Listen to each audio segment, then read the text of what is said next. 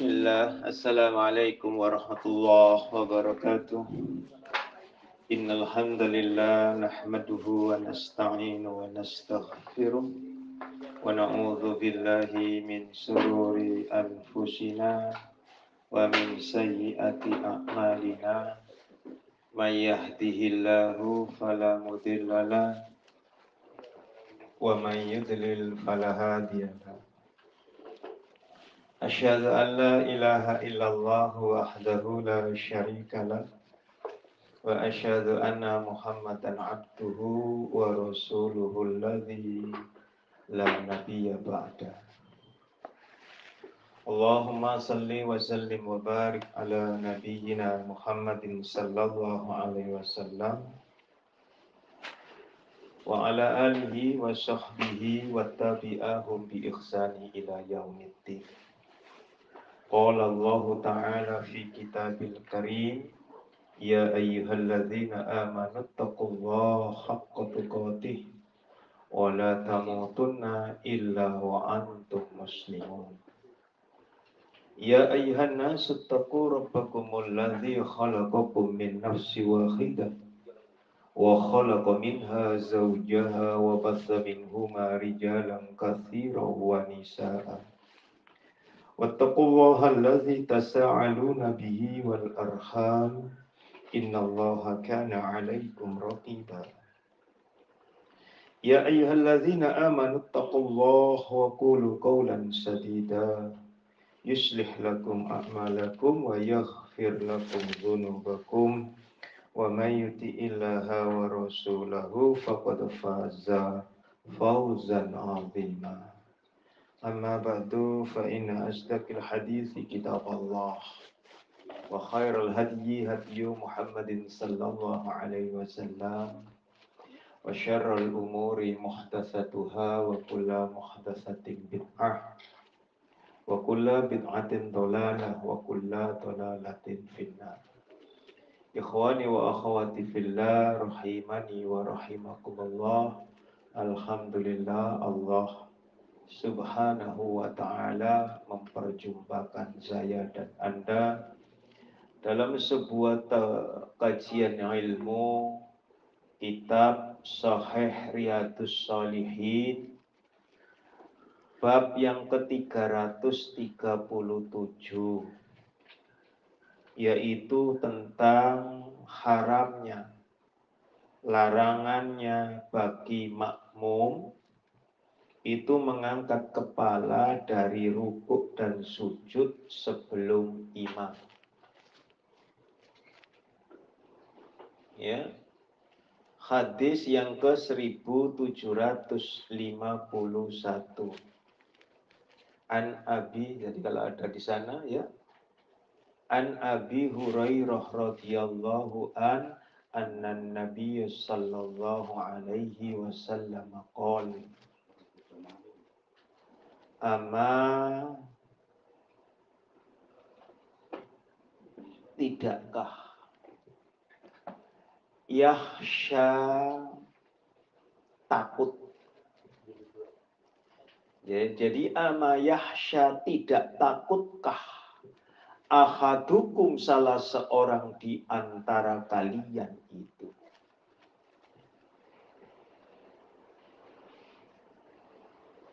Jadi kalau sama saya dan Anda ini tidak takut pandemi misalkan begitu, tidak pakai masker begitu ya, maka ama yahsya.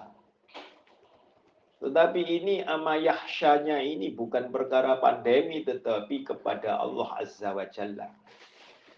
Ama yahsya, apakah tidak takut ahadukum salah seorang di antara kalian? Manya ini bentuknya tidak mutlak.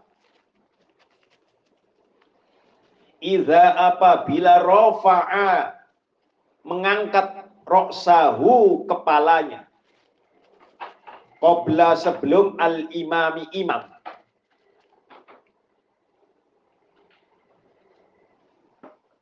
Ayyaja'ala, bahwasanya Allah menjadikan, yaja'alallah, Allah menjadikan, atau bahwa dijadikan Allahu oleh Allah Roksahu, kepalanya itu. Roksa, kepala himarin, keledai. Kenapa pakai keledai? Karena keledai itu binatang yang paling lolot. Nek dibalik, ya, wis gitu ya, lolot, paling lolot. Lolot, kalau lolot dibalik kan, ya tak? Nah, wis gitu dah. Sebagaimana Allah mengabadikan di dalam surat 62 ayatnya 5. Surat Jumat ayat 5. Seperti keledai yang membawa kitab-kitab yang tebal. Itu siapa? Orang Yahudi. Jadi kalau mohon maaf, orang Yahudi itu disebutnya di dalam ini adalah manusia yang paling lolot. Gitu ya. Kenapa? Karena hatinya mengeras. Surat 2 ayat 74. Hatinya lebih keras daripada batu. Cengkal tuturane. Susah diberitahu. Susah untuk dinasehati. Jadi kalau Anda dan saya susah sekali dinasehati, nah itu wis podo mbek ya Budi dan lolot kayak keledai. Atau ya ja'alallah, Allah menjadikan suratahu, bentuknya surata khimar, seperti bentuknya keledai. Apa maksudnya? Artinya orang yang mendahului imam ini ada yang sering, ada yang tidak. Yang tidak sering, kepalanya diganti kepala khimar. Yang sering bentuknya menjadi khimar. Itu loh. Na'udzubillahi min dzalik. Rawahul Bukhari, nomor hadisnya 691. Ya. Muslim nomor hadisnya 427. Abu Dawud nomor hadisnya 623. Tirmizi 582. Ibnu Majah 961. An-Nasai 2/96. Jadi dibedakan. Jadi ada yang sering, ada yang tidak sering. Yang tidak sering, kepalanya saja yang jadi keledai. Yang sering, bentuknya sudah seperti keledai. Ya, jadi manusia yang paling lolot itu ya Yahudi. Dan Yahudi itu diibaratkan seperti keledai. Jadi kalau Anda dan saya model begitu ya bodoh, wahai. Ya. Kenapa? Karena pada saat rukuk dan sujud, terutama rukuk dan sujud. Karena apa? Semuanya dingkluk, nunduk. Gitu ya. Nah.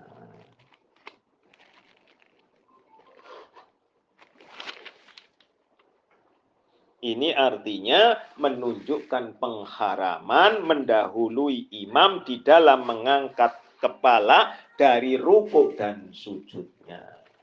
Itu ya. Lalu bab selanjutnya 338. Sebenarnya itu sudah ada di dalam sifat sholat Nabi Sallallahu Alaihi Wasallam, sudah sering kita anukan dan Anda kebanyakan sudah tahu. Ya. Termasuk ini ya, tangannya yang begini ya.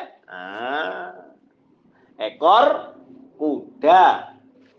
Ya, ekor kuda. Gitu ya. Ada lagi yang duduknya di pangku. Silang.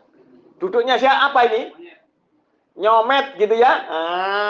Jadi kalau banyak begitu, jangan dibilang nyomet lagi sholat, jangan begitu loh ya. Jadi banyak orang yang tidak paham. Ya, imamnya imam nyomet gitu saja ya. Wis tenang-tenang saja. Ya. Makmum sah-sah aja. Makmum sah-sah aja. Oh, makmum itu pokoknya kalau makmumnya melakukan seperti itu. Sama nyometnya. Ya. Yang berat adalah saya dan Anda tidak boleh sholat di belakangnya imam yang tidak tumaknina. Baca sifat sholat Nabi. Kenapa demikian? Karena imamnya tidak sah, saya dan Anda juga turut tidak sah. Kenapa demikian? Diibaratkan imamnya sudah kentut, saya dan Anda juga kentut, tetapi terus melaksanakan sholat. Jadi sholat saya dan Anda ini diterima satu saja seumur hidup, itu sudah bagus karena rata-rata batal. Sampai baca sifat sholat Nabi perkara tumak nina dan pemilihan imam, baca. Jadi milih imam gak sembarangan. Makanya pilihlah imam yang namanya imam. Ya, walaupun dia tidak jadi imam, tetap imam. Itu saja. Ya. Jadi berat. Larangannya itu saya dan Anda milih tempat yang dimana sholatnya itu tidak terburu-buru. Yang tumak nina. Begitu disuruh. Bagaimana saya dan Anda tahu? Jadi kalau sudah Anda rasakan, tolak di dalam kolbu Anda dan saya bahwa ini tidak sesuai dengan sunnah. Begitu. Minimal itu ditolak dulu, wah ini tidak sesuai. Tapi kepalanya jangan ikut geleng loh ya. Hanya kolbunya saja loh ya. Ya, kolbunya saja. Kalau kita udah tahu kan kami kan itu aja, iya. Ya. Terus kita masih jamaah sama dia atau kita apa? Cari masjid yang lain. Lihat itu sifat sholat Nabi Sallallahu Alaihi Wasallam. Karena tumak nina itu merupakan syarat sahnya sholat. Ya rukun sholat bukan syarat sahnya sholat. Nek rukun sholat apa? Islam. Nek kafir ora usah sholat. Itu rukun sholat. Lah itu mumayyiz, itu rukun sholat. Nek wong gendeng ora usah sholat. Itu rukun sholat. Bedakan antara rukun dengan syarat sahnya sholat. Ya harus tahu itu. Jadi selama ini kebanyakan saya dan Anda tidak sholat. Pernah kita sebutkan sebuah hadis bahwa ada seorang laki-laki yang disuruh sholat sampai 3 kali. Betul tidak? Iya. Ya itu diantaranya. Ada hadis lagi, orang yang sholat 60 tahun tetapi tidak diterima sedikit pun. 60 tahun lu sholat. Ya, itu hadis mauquf. Karena apa? Sahabat menyaksikan. Kamu sudah sholat seperti ini sudah berapa tahun? 60 tahun. Ya. Lalu tabi'in mengatakan, kalau kamu sholat seperti ini tidak diterima. Kenapa? Karena dalilnya demikian. Karena sholatnya itu merupakan tumak nina adalah syarat sahnya sholat. Jadi Anda dan saya harus hati-hati di dalam mencari imam. An Abi Hurairah radhiyallahu anna Rasulullah sallallahu alaihi wasallam nuhiya telah melarang kami ani dari al-hashri meletakkan tangan di pinggang atau berkaca pinggang fi sholati di dalam sholat. Rawahul Bukhari nomor hadisnya 1219, Muslim 545, Abu Dawud 947, Tirmizi 383. Caranya nulis T gitu saja ya 383 begitu. Singkat Tirmizi. Adi ya bukan Solo ya. Abu Dawud begitu saja ya. 947. Maksudnya apa? Yaitu meletakkan tangannya di sisi mendekati pinggang. Mau kanan atau kiri. Ya.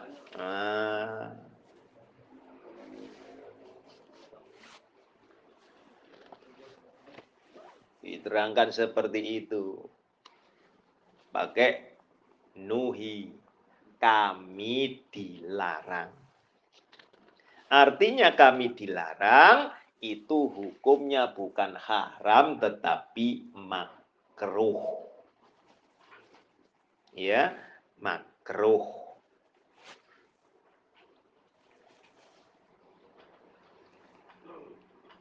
Kenapa demikian? Karena orang yang berkaca pinggang itu dinilai sebagai orang yang sombong.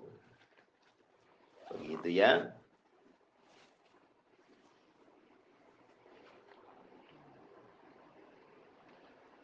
Makanya orang Jawa bilangnya berkaca pinggang itu malang kerik. Kenapa kok disebut malang kerik? Karena orang kerian itu jarang sekali yang lurus tetapi miring. Gitu ya, makanya disebut malang kerik. Ya. Lalu bab ke-339. An Aisyah radhiyallahu anha qalat. Jadi kalau qala itu laki-laki, qalat perempuan. Sami'tu Rasulullah sallallahu alaihi wasallam yaqul. Ya, beliau telah mendengar sabda Rasulullah Muhammad sallallahu alaihi wasallam. Kalau tadi ama, apakah tidaknya itu bentuknya tidak mutlak. Sekarang pakai la solata. Tidak dianggap sholat, tidak boleh sholat. Ya. Bihadrati to'amin. Ketika makanan itu telah dihidangkan. Tidak boleh sholat ketika makanan itu telah dihidangkan. Wala dan tidak boleh pula huwa yaitu sholat dia. Sholat yudafi'uhu orang yang menahan. Ya, menahannya. Apa yang ditahan? Al-ahbathani, dua jenis kotoran, yaitu kencing dan BAB. Wis tinggal. Hukumnya apa? Makruh. Kenapa? Karena tidak lagi konsentrasi. Gitu ya. Jadi mudah sekali. Itu ada dalam surat Al-Insyirah. Alam Nasroh ayatnya 7 dan 8. Dan apabila kamu telah selesai dari suatu urusan, kerjakan dengan sungguh-sungguh urusan yang lain. Wa idza Rabbika farhob, dan hanya kepada Rabbmu sajalah engkau berharap. Ya, jadi kalau sudah nahan begitu sambil begini-begini, joget begitu ya, sudah tidak boleh. Itu ya, walaupun hukumnya melakukan ini kuat nahan. Brek begitu terus sak kotorannya ya susah. Ya. Lalu ini lagi Ini berat ini ya. Larangan mengangkat pandangannya ke langit di dalam sholat. Ya.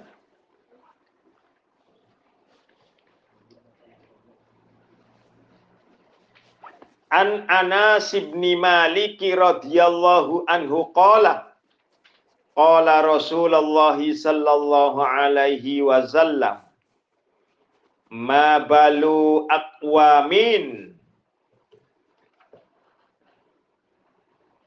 absarahum. Ya. Mengapa orang-orang itu mengangkat yarfa'una, mengangkat absarahum, pandangan mereka itu ilas sama'i, ke langit, ke arah langit, fi sholatihim, di dalam sholat mereka. Bukan sholat saya, tetapi sholat mereka. Fastadda qauluhu, ya, beliau Rasulullah sallallahu alaihi wasallam, fastadda qauluhu, sangat mengeraskan, fi dzalika, di dalam perkara hal ini, hatta sampai qala, beliau bersabda, layantahunna, sungguh-sungguh, laqad yatahunna, mereka itu hendaknya lah,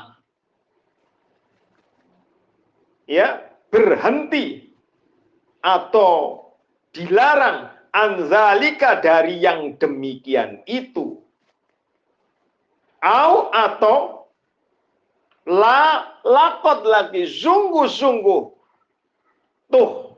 tofanna absarahum, mata mereka itu betul-betul akan dibutakan. Rawahul Bukhari, nomor hadisnya 750. Apa maksudnya? Bukan menada ke langit saja, akan tetapi ke tempat-tempat yang tidak tertuju pada tempat sujud, termasuk ngadep tembok yang ada keramiknya yang memantulkan, apalagi dikasih kacoroso, ya, itu sudah pandangannya sudah begitu, berhenti atau matanya dibutakan.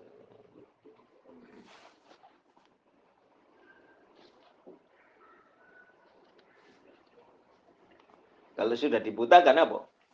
Disebutnya sebagai orang munafik.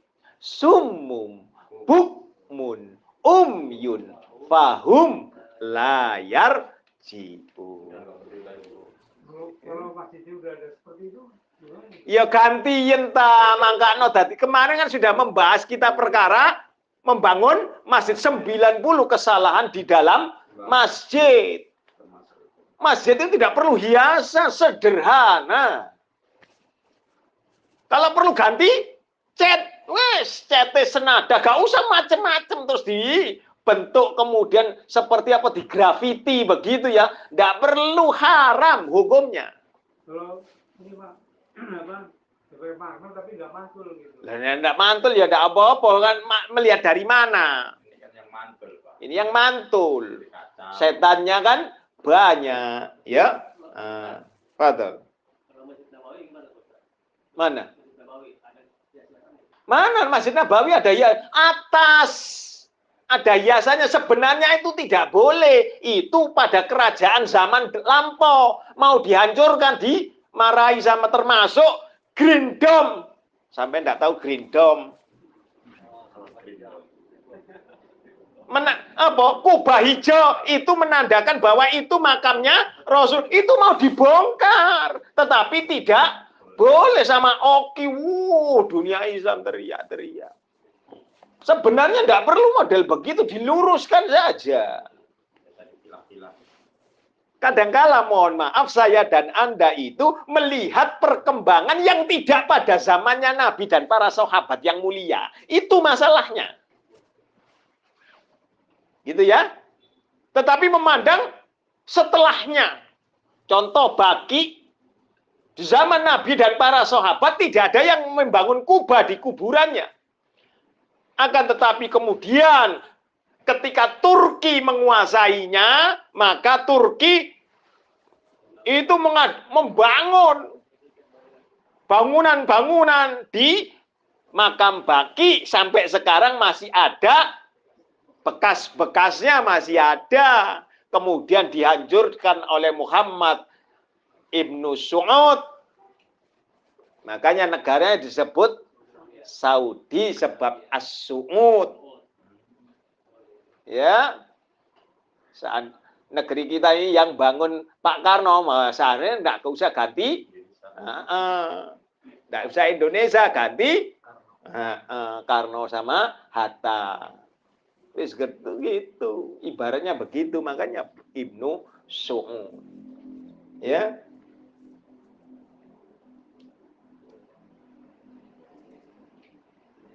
Apalagi ketika berdosa sangat besar manakala orang itu ketika memandang, mohon maaf ini, kilatan-kilatan itu memandang ke arah yang bukan yang ditujukan ketika rukuk. Kalau sujud kan mesti. Tidak ada sujud sambil begini, tidak ada kan? Ya tak? Terutama pada rukuk. Maka ini sudah sangat-sangat disalahkan. Ketika orang meninggikan pandangan dan wajahnya, ini adalah perbuatan haram baginya. Sehingga sebagian ulama rahimahumullah ta'ala berkata, jika yang demikian dilakukan, maka batallah sholatnya. Sebagian ulama sudah menyatakan, kalau sampai ketika rukuk itu pandangannya diangkat, maka kan rukuk itu kan lihat tempat sujud, kemudian kepala diangkat, lihat temboknya. Siapa di belakangnya? Ya akhuna fillah farihin hafizahullah ta'ala. Ternyata akhuna. Wah itu. Kena, maka dihukumi batal oleh sebagian ulama. Sampai begitunya. Ya. Di dalam riwayat yang lain, Rasulullah Shallallahu Alaihi Wasallam ketika mengajari naik mimbar ini ada di dalam sifat salat Nabi. Ya, lalu beliau Rasulullah Shallallahu Alaihi Wasallam mencontohkan salat sambil berada di atas mimbar. Apa yang beliau katakan setelah salat itu? Fa'altu dzalika litammu biwalita'lamu sholatakum. Aku melakukan hal yang demikian itu agar kalian para makmum, ya, kalian yang bermakmum kepadaku itu, dan kalian itu dapat mengetahui bagaimana sholat kalian itu. Jadi mencontoh betul supaya para sahabat itu yang makmum itu mencontoh betul bagaimana Rasulullah Shallallahu Alaihi Wasallam sholat, maka shollu kama ro'aitumuni usolli.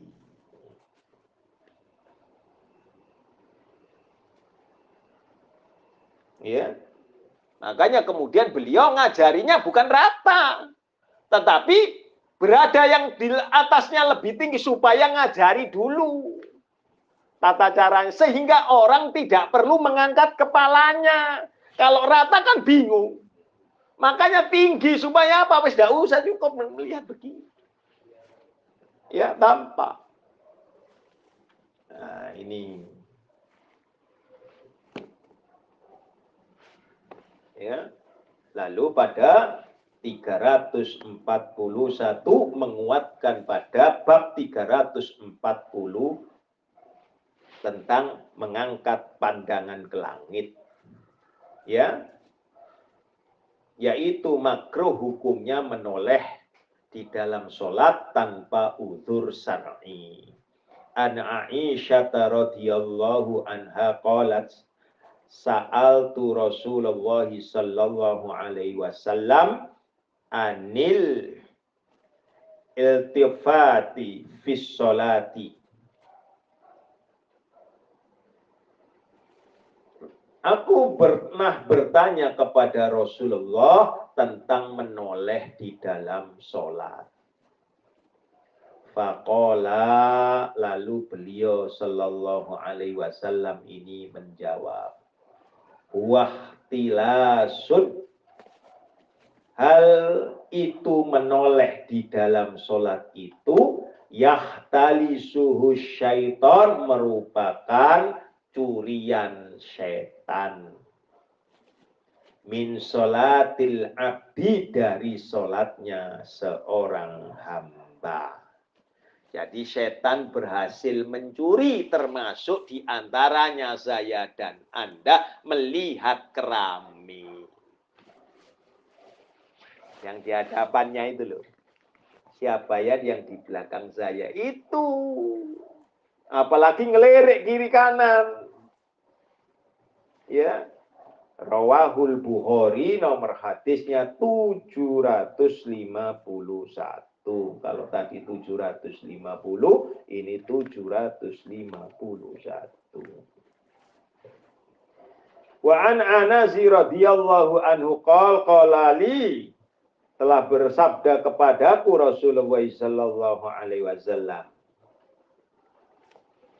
iyaka jauhilah olehmu wahai Anas, wal iltifata fis shalah, yaitu menoleh di dalam sholat. Fa inna, maka sesungguhnya al iltifata, menoleh fis sholati, di dalam sholat itu halakah, merupakan kebinasaan. Halakah itu kalau orang Jawa bilangnya matek kon. Ya, merupakan kebinasaan. Fa'in, maka jika kana, adalah ia, ya, la buddha, harus melakukan itu. Fafid tatawu'i, la fil fariudoh, maka dilakukan di dalam sholat tatawu, yaitu sholat sunnah, ya, bukan di dalam sholat fardu. Hanya saja hadis ini di dalam At-Tirmidzi, nomor hadisnya 589, lalu di dalam Zadul Ma'ad juz 1 halamannya 249, hadis ini dhaif. Dhaifnya dari mana? Boleh dilakukan di waktu sholat tatawu, tetapi fardu tidak boleh. Itu yang jadi dhaif. Ini adalah tambahan. Di dalam riwayat itu ada yang namanya Sa'id dari Anas, itu tidaklah dikenal atau majhul. Lalu dari jalurnya terdapat Ali bin Zaid bin Jud'an. Jadi dhaifud jiddan, tidak boleh dijadikan hujjah. Kenapa? Yang bagian akhirnya itu loh ada tambahan begitu. Jadi orang-orang itu ngarang-ngarang. Jadi boleh, nek sholat tatawu boleh, nek sholat fardu tidak boleh, keliru. Semua sholat. Itu ya, semua sholat.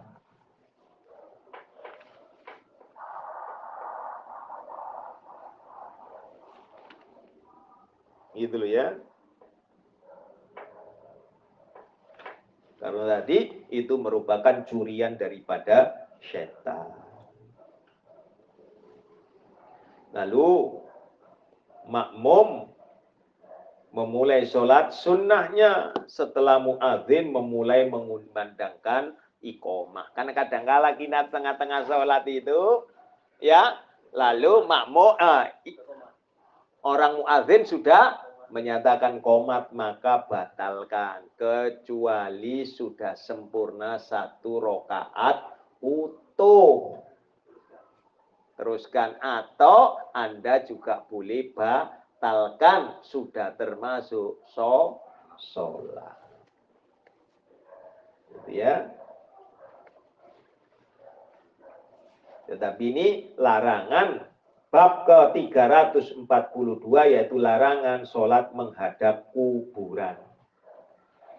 Ini rawahul Muslim, nomor hadisnya 972. An Abi Marthadi kan Nazibnil Husain radhiyallahu an.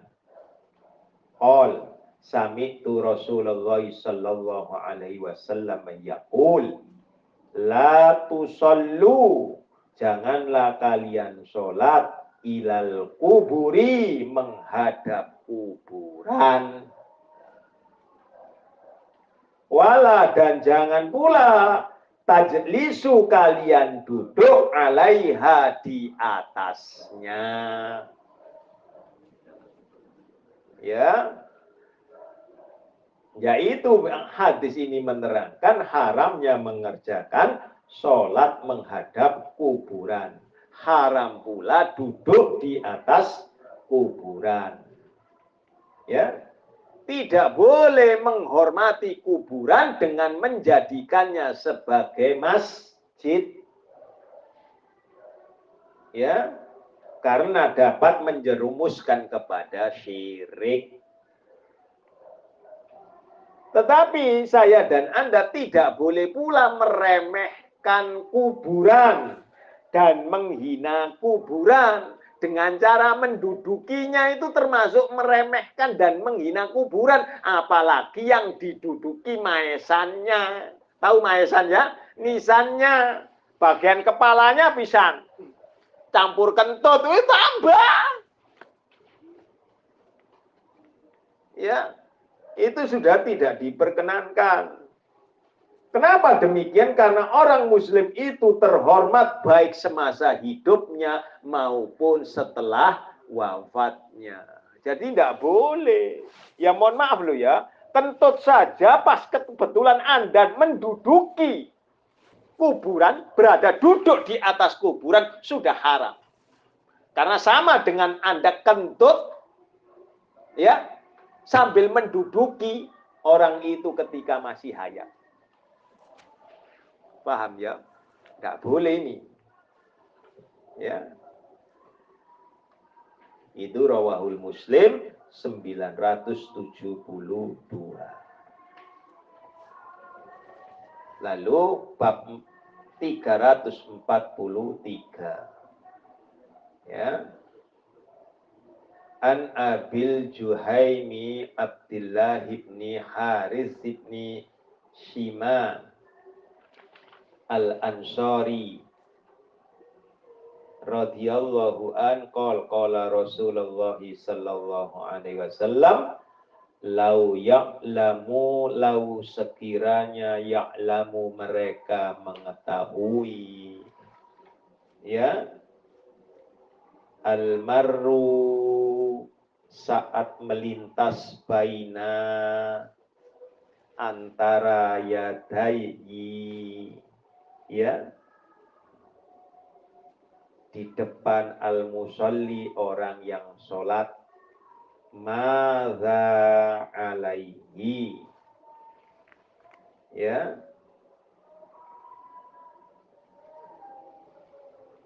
la laqad kana, adalah ia, ayyakifa arba'ina khairan lahu, maka niscaya ia berdiri selama 40 itu lebih baik baginya.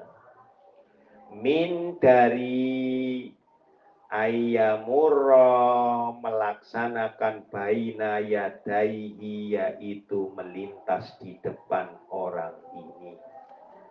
Qala rawi, maka berkata rawi, la adri qala, ya, aku tidak tahu arba'ina yauman, apakah yang disabdakan itu 40 hari, au arba'ina syahron, atau 40 bulan, au arba'ina sanah, atau 40 tahun.